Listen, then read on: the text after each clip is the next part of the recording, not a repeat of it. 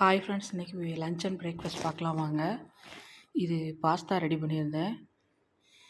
வீட்டில் இருக்க மசாலா வச்சு ரெடி பண்ணது.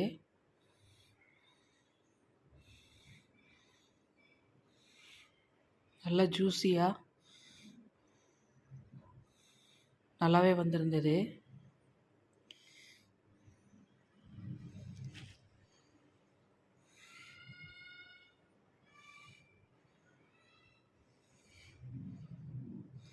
அடுத்தது லன்ச் என்ன பண்ணிருக்கேன் பார்க்கலாம் வாங்க. தக்காளி சாதம் தான் பண்ணியிருந்தேன், ஆனால் மட்டை அரிசியிலேயே பண்ணியிருந்தேன். இதை நல்லா தான் வரும், ஒட்டாமல் நல்லாயிருக்கும். அப்புறம் புடலங்காய் வறுவல்.